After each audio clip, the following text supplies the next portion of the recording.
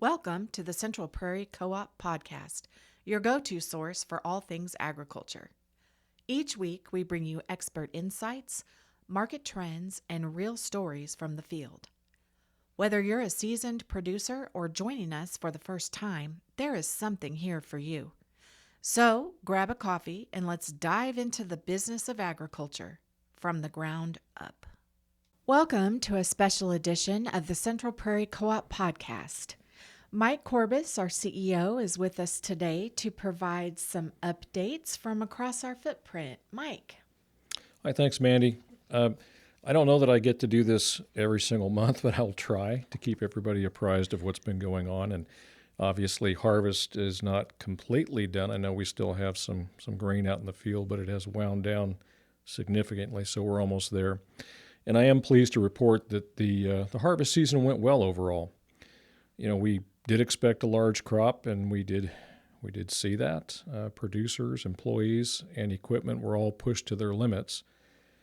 And I do want to extend a very sincere thank you to our members for your patronage, patience, and cooperation throughout the season. It's always pretty stressful, but we all pulled together and made it happen. I'm also going to say I'm very grateful for the dedication of our entire staff. Every department, grain, feed, fuel, and agronomy, every one of them played an essential role in making this harvest a success. So together, our members and employees demonstrated what teamwork really looks like. Pretty happy with that. As is typical when operations run long and hard, we did experience a few equipment issues. Not surprised, we have that pretty much every single harvest. You know, despite the normal winter maintenance that we conduct and the testing, we will still usually see some problems arise, and fortunately, all but one of these were very minor and quickly resolved. The exception to that was our partridge location, so we encountered a pretty difficult to diagnose set of electrical issues there. And we were still able to receive grain. I think some people thought we couldn't. We can. It just was not as smooth or efficient as we normally like. So I would also just say, please know that we spared no effort or expense here to resolve that situation promptly, but you had a combination of parts delays. We thought it was fixed, then a part would give out. You'd have to order that part.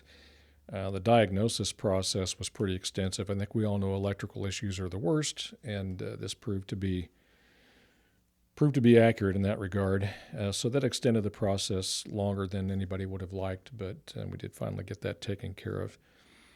Now, on a brighter note, the Frederick Bunker project ended up performing very well this harvest, and despite the early delays that we had related to road construction, we did get that brought online just in the nick of time. So depending on crop and pile height, the capacity ranges from 1 to 1.2 million bushels, we've discovered. So, you know, you probably could get more milo in there than wheat.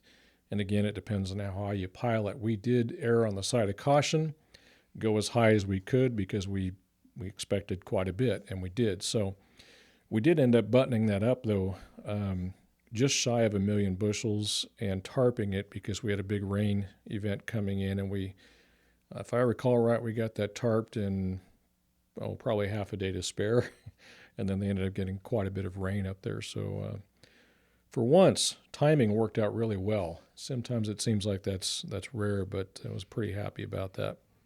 I also want to express some thanks for the positive comments that we got from a lot of the producers, both about the bunker itself, but actually had some really good comments about the crew. I know they worked very hard out there. And it was new for us. So I was honestly expecting something to go wrong. New things usually do, and it didn't. So, you know, knock on wood, we continue that tradition.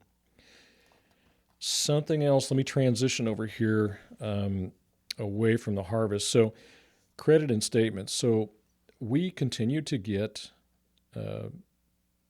complaints basically about not receiving statements the traditional mail route in a timely fashion. We get some that aren't receiving them at all, and that does cause some issues. So as a friendly reminder, if you've not already switched to email statements, please consider doing that. That's the reason why we made that push. It's not really good for anybody if people are late and they get put on the cash list. But we have zero control over the Postal Service. And, it's unfortunate. It causes problems, but it's not us. I have to say that. We're doing what we can. We offer other alternatives, the email statements, patron access, and ACH payment options. I did have a conversation with someone who I guess didn't understand ACH is basically where you can simply have your bill taken care of automatically. Payment will be drawn from your account or the account that you choose. It's a very fast, reliable way to do things. So, again, if you have any questions, please contact the office. We'll be glad to walk you through the options there and get people set up. It'll make your life easier for sure. Let me switch here a little bit. There was some news that came out last week, and it was sad to hear it. And we're starting to see some issues out there in the industry. We've talked about it so many times. We've had drought, some challenges. We had the Milo market completely go away. A number of things that have occurred that our producers have faced, and elevator operators like ourselves as well. So it was announced last week that Hansen Mueller, and that's a major grain trading group for those who aren't familiar with that, they announced they're filing for Chapter 11 bankruptcy. Their liabilities are about $500 million that they owe to co-ops, marketing groups, and other grain entities. Many of those who are on the list, their names we would recognize. I am very happy to report that Central Prairie Co-op is not on that list, so we are not in that bind, but still we feel pretty deeply for those that are affected and understand the hardships that might create. So we hope and pray that they can weather those difficulties. I'm also aware that there are some co-ops out there that are either looking for emerging partner. Got news that one here recently has been ordered to liquidate too. So first year of drought, you don't see that much impact. It snowballs. And so by the time you get to year 2 and really 3, which we had, things get really tough. And then seems like the hits keep on coming. So this latest one was not good. But, events like this highlight the importance of working together. And I would like to say that Central Prairie and its membership and the employees exist to support each other. I believe a successful cooperative grows, adapts, and evolves, but not just to meet today's needs, but also to be ready for challenges and the opportunities ahead. And success really relies on our courage together to move forward and embrace the change and work together. We've got a lot of things that we've accomplished, but we are really just scratching the surface. Our future includes a continued push to modernize. Initiatives such as CRI, which is Cooperation Reimagined.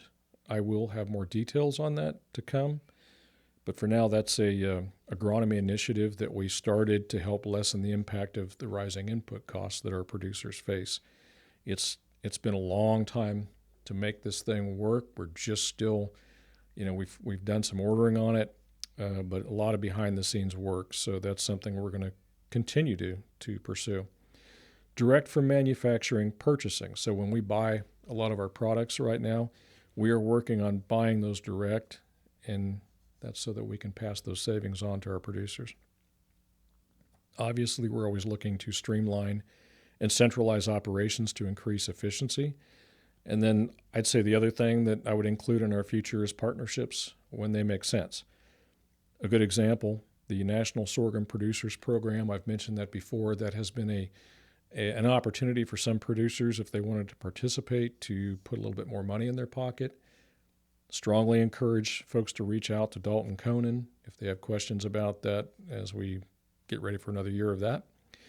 Pure Field Ingredients, that was another opportunity for some to potentially get somewhat of a grain premium, wheat premium specifically.